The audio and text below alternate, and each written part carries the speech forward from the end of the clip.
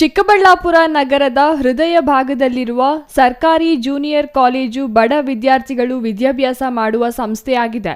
ಇದರಲ್ಲಿ ಹೊಸದಾಗಿ ವಿವೇಕ ಯೋಜನೆಯಡಿ 4 ಕೊಠಡಿಗಳ ನಿರ್ಮಾಣಕ್ಕೆ ಮಂಜೂರಾತಿ ಸಿಕ್ಕಿದೆ. ಮಕ್ಕಳು ಪ್ರಾರ್ಥನೆ ಮಾಡುವ ಸ್ಥಳದಲ್ಲಿಯೇ ಕೊಠಡಿಗಳನ್ನು ನಿರ್ಮಿಸಲು ಯೋಜನೆ ರೂಪಿಸಿದ್ದಾರೆ. ಇದರಿಂದ ಸ್ಥಳಾವಕಾಶ ಕೊರತೆಯಾಗಿ ವಿದ್ಯಾರ್ಥಿಗಳು ಕುಳಿತು ಸಭೆ ಸಮಾರಂಭ ಮಾಡಲು ಜಾಗವೇ ಇಲ್ಲದಂತಾಗುತ್ತದೆ ಎಂದು ಅವರು ಅಸಮಾಧಾನ ಹೊರಹಾಕಿದ್ದಾರೆ.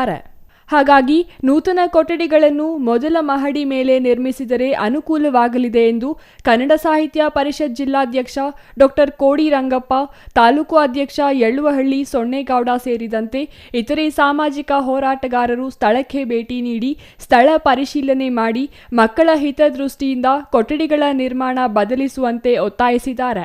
ಈ ವೇಳೆ ಕೋಡಿ ರಂಗಪ್ಪ ಮಾತನಾಡಿ, ಸ್ವಾಮಿ ವಿವೇಕಾನಂದರ ಹೆಸರಿನಲ್ಲಿ ಇಲ್ಲಿಗೆ 4 ಕೊಠಡಿ ಮಂಜೂರು ಮಾಡಿದ ಸರ್ಕಾರಕ್ಕೆ ಧನ್ಯವಾದ ಸಲ್ಲಿಸುತ್ತೇನೆ ಎಂದರು. ಆದರೆ ನೂತನ ಕೊಠಡಿಗಳ ನಿರ್ಮಾಣ ಯಾವ ಗುತ್ತಿಗೆದಾರರು ನಿರ್ಮಾಣ ಮಾಡುತ್ತಿದ್ದಾರೋ ಇದಕ್ಕೆ ಅನುಮತಿ ನೀಡಿರುವ ಜಿಲ್ಲಾಡಳಿತ ಗಮನಿಸಿ ಸ್ಥಳಾವಕಾಶ ಬದಲಾಯಿಸಬೇಕು. ಇಲ್ಲವಾದರೆ ಇದು ವೈಜ್ಞಾನಿಕ ನಿರ್ಮಾಣ ಆಗುವುದಿಲ್ಲ. ಕೂಡಲೇ ಜಿಲ್ಲಾಧಿಕಾರಿಗಳು ಇಲ್ಲವೇ ಗುತ್ತಿಗೆದಾರರು ಸಭಾಂಗಣದಲ್ಲಿ ಕೊಠಡಿಗಳ ನಿರ್ಮಾಣ ಕಾರ್ಯ ಕೈಬಿಡಬೇಕೆಂದು ಆಗ್ರಹಿಸಿದರು. ಇದು ಚಿಕ್ಕಬಳ್ಳಾಪುರ ಜಿಲ್ಲಾ ಕೇಂದ್ರದಲ್ಲಿ ಇರುವಂಥ ಒಂದು ಪದವಿ ಪೂರ್ವ ಶಿಕ್ಷಣ ಕಾಲೇಜು. ಇದಕ್ಕೊಂದು ದೊಡ್ಡ ಪರಂಪರೆ ಇದೆ. 2000-3000 ಜನ ಇಲ್ಲಿ ಓದ್ತಾ ಇದ್ದರು. ಸೈನ್ಸು ಇತ್ತು, ಕಾಮರ್ಸು ಇತ್ತು, ಕಲೆ ಇತ್ತು. ಭಾಳ ದೊಡ್ಡ ಬಡ ಮಕ್ಕಳು, ಹಿಂದುಳಿದವರು, ದೀನದಲಿತ ಮಕ್ಕಳು ಈ ಕಾಲೇಜಲ್ಲಿ ಓದಿ ಬದುಕನ್ನು ಕಟ್ಟಿಕೊಂಡಿದ್ದಾರೆ, ದೊಡ್ಡ ಸ್ಥಾನಗಳಿಗೆ ಹೋಗಿದ್ದಾರೆ. ಪ್ರಸ್ತುತ ಅನೇಕ ಕಾಲೇಜುಗಳಾಗಿ ಸಂಖ್ಯೆ ಕಡಿಮೆ ಆಗಿದೆ. ಸರ್ಕಾರ ಇದರ ಒಂದು ಅಭಿವೃದ್ಧಿ ಮಾಡಲಿಕ್ಕೋಸ್ಕರ ವಿವೇಕ ಯೋಜನೆಯಡಿ 4 ರೂಮುಗಳನ್ನು ಕೊಟ್ಟಿದೆ. ಸರ್ಕಾರಕ್ಕೆ ನಾವು ಧನ್ಯವಾದಗಳನ್ನು ಹೇಳೋಣ. ಸ್ವಾಮಿ ವಿವೇಕಾನಂದರು ಈ ದೇಶದ ಬಡ ಮಕ್ಕಳ ಬಗ್ಗೆ ಕಾಳಜಿ ಹೊಂದಿದ್ದರು. ಅವರ ಹೆಸರಿನಲ್ಲಿ ಇಲ್ಲಿ ಬಡವರಿಗೆ ಶಾಲೆಯನ್ನು ವಿಸ್ತರಿಸಿಕೊಡಿಸೋದು ಅಭಿನಂದನೀಯ.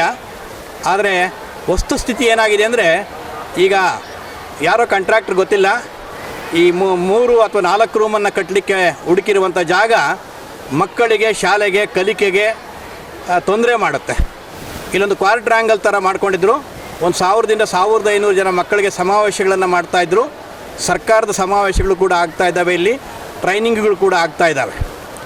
ಇದಕ್ಕೆ ಹೊಸದಾಗಿ ಸನ್ಮಾನ್ಯ ಈಗಿರುವಂಥ ಸಂಸದರು ಇದರ ಕಟ್ಟಡವನ್ನು ಮಾಡಿಕೊಟ್ಟಿದ್ದಾರೆ. ಬೇರೆ CSR ಫಂಡ್ಸಿಂದ ಸರ್ಕಾರದ ಅನುದಾನವು ಬಂದಿರ್ಬೋದು. ಅದರ ಮೇಲೆ ಜಾಗ ಇದೆ, ಒಂದು ನೆಲ ಅಂತಸ್ತು ಮಾತ್ರ ಇದೆ. ಮೇಲೆ ಜಾಗ ಇದ್ದು 10 ರೂಮ್ ಕಟ್ಟಲಿಕ್ಕೆ ಅವಕಾಶ ಇದೆ. ಆ ಹೊಸದಾಗಿ ವಿವೇಕ ಯೋಜನೆಯಲ್ಲಿ ಬಂದಿರುವಂಥ ರೂಮುಗಳನ್ನು ಆ ಕಟ್ಟಡದ ಮೇಲೆ ಕಟ್ಟಿ ಇಷ್ಟು ಜಾಗವನ್ನು ಮಕ್ಕಳಿಗೆ ಇಲ್ಲಿ ಒಂದು ಉದ್ಯಾನವನದ ರೀತಿ ಇದೆ. ತುಂಬ ಒಳ್ಳೆಯ ಆಂಬಿಯನ್ಸ್ ಇದಕ್ಕೆ ಸಿಗ್ತಾ ಇದೆ. ದಯಮಾಡಿ ಸಂಬಂಧಿಸಿದವರು, ಮಾನ್ಯ ಜಿಲ್ಲಾಧಿಕಾರಿಗಳು, ಮಾನ್ಯ ಶಾಸಕರು ಇದರ ಕಡೆ ಮತ್ತು PU ಇಲಾಖೆಯ ಉಪನಿರ್ದೇಶಕರು ಸ್ಥಳ ಪರಿಶೀಲನೆಯನ್ನು ಮಾಡಿ, ಮಕ್ಕಳಿಗೆ ಇದರಿಂದ ತೊಂದರೆ ಆಗುತ್ತೆ ಈಗ ಆ ಕಾಲೇಜ್ಗೆ. ಆದ್ದರಿಂದ ಕಟ್ಟುವಂತಹ ಹೊಸ ರೂಮುಗಳನ್ನು ಈಗಾಗಲೇ ನೆಲಮಹಡಿ ಇರುವ ಮೇಲೆ ಕಟ್ಟಲಿ ಅಂತೇಳಿ ನಾವು ಮನವಿ ಮಾಡ್ತೇವೆ. ನಮ್ಮ ಚಿಕ್ಕಬಳ್ಳಾಪುರ ಜಿಲ್ಲೆ ಆದ ನಂತರ ನಿರೀಕ್ಷಿತ ಮಟ್ಟದಲ್ಲಿ ಅಭಿವೃದ್ಧಿ ಆಗಿಲ್ಲ ಅಂತ ಎಲ್ಲರೂ ಮಾತಾಡೋಂಥದ್ದನ್ನು ನಾವು ಕೇಳಿದ್ದೀವಿ. ಯಾಕೆ ಅಂತಂದರೆ, ಆ ದೂರದೃಷ್ಟಿ ಇರೋಂಥ ನೇತಾರರು ಈ ಭಾಗದಲ್ಲಿ ಇತ್ತೀಚೆಗೆ ಇಲ್ಲದೇ ಇರೋಂಥದ್ದು ದುರಂತ. ಇದಕ್ಕೆ ಸ್ಪಷ್ಟವಾದ ಉದಾಹರಣೆ ಏನಂದರೆ, ದೂರದೃಷ್ಟಿ ಇಲ್ಲದೆ ಮಾಡೋಂಥ ಯೋಜನೆಗಳು ಹೇಗೆ ನಾಳೆ ಬೆಳಗ್ಗೆ ತೊಂದರೆ ಕೊಡ್ತವೆ ಅನ್ನೋದಕ್ಕೆ ಸ್ಪಷ್ಟವಾದ ಉದಾಹರಣೆ ಈ ಜೂನಿಯರ್ ಕಾಲೇಜ್ ಆವರಣದಲ್ಲಿ ಏನಿದೆ. ವಿವೇಕ ಯೋಜನೆಯಲ್ಲಿ 4 ಕೊಠಡಿ ಹಾಕಿದ್ದಾರಂತೆ. ಈಗ ಎಲ್ಲ ಹಳ್ಳ ತೋಡಿದ್ದಾರೆ. ಇಲ್ಲಿ ಚೌಕಾಕಾರದ ಒಂದು ವಿಶಾಲವಾದ ಜಾಗ ಇದೆ. ಇಲ್ಲಿಗೆ ಸಾಂಸ್ಕೃತಿಕ ಚಟುವಟಿಕೆಗಳು, ಪ್ರಾರ್ಥನೆ ಮಾಡಲಿಕ್ಕೆ ಮತ್ತು ಯಾವುದೇ ಸಭೆ ಸಮಾರಂಭಕ್ಕೂ ಅನುಕೂಲವಾದ ಜಾಗ, ಉತ್ತಮವಾದ ಜಾಗ ಇದೆ. ಈಗ 1 ಅಡಿ ಜಾಗ ಕೂಡ ನಾವು ಎಲ್ಲಿ ತಗೊಳ್ಳೋಕ್ಕಾಗಲ್ಲ ಅಂಥ ಪರಿಸ್ಥಿತಿಯಲ್ಲಿ ನಾವಿದ್ದೀವಿ. ಇಲ್ಲಿ ವಿಶೇಷವಾಗಿ ಮಕ್ಕಳ ಸಂಖ್ಯೆ ಕಡಿಮೆ ಆಗಿದೆ. ಕಾರಣಗಳು 4 ಕಾರು ಇರ್ಬೋದು, ಅದು ಬಿಡಿ. ಈಗ ಕಡಿಮೆ ಆಗಿದ್ದಂಥದ್ದು ಬೇಡಿಕೆ ಇಲ್ಲದೇ ಇದ್ದರೂ ಕೂಡ ಇಲ್ಲಿ ಪಾಯ ತೋಡಿ ಹೊಸದಾಗಿ ಕೊಠಡಿಯನ್ನು ನಿರ್ಮಾಣ ಮಾಡಲಿಕ್ಕೆ ಹೊರಟದ್ದು ಅವೈಜ್ಞಾನಿಕವಾಗಿರೋಂಥದ್ದು. ಒಂದು ವೇಳೆ ಅವಶ್ಯಕತೆ ಇದ್ದಲ್ಲಿ, ಈಗ ಮೊದಲ ಅಂತಸ್ತು ಕೊಠಡಿ ಕಟ್ಟಿದ್ದಾರೆ ಹೊಸದಾಗಿ, ಆ ಮೈಕ್ರೋ ಲ್ಯಾಬ್ಸ್ ಕಡೆಯಿಂದ ಏನೋ ಕೊಟ್ಟಿದ್ದಾರೆ, ಅದರ ಮೇಲೆ ಕಟ್ಟುವಂಥ ಅವಕಾಶ ಇದೆ. ದಯಮಾಡಿ ಸಂಬಂಧಪಟ್ಟ ಇಲಾಖೆಗೆ ನಾವು ನಾಗರಿಕ ಹಿತರಕ್ಷಣಾ ಸಮಿತಿಯಿಂದ ಮನವಿಯನ್ನು ಕೊಟ್ಟಿದ್ದೀವಿ. PU ಇಲಾಖೆ DD ಅವರಿಗೆ ಕೊಟ್ಟಿದ್ದೀವಿ. ಅದನ್ನು ಯಾವುದೇ ಕಾರಣಕ್ಕೂ ಮುಂದುವರಿಸಬಾರ್ದು. ನೀವು ಮುಂದುವರಿಸಿದ್ರೆ ಹೋರಾಟ ಮಾಡ್ತೀವಿ ಅಂತ ಕೂಡ ಹೇಳಿದ್ದೀವಿ. Ambareesh N, CTV news, Chikkaballapur.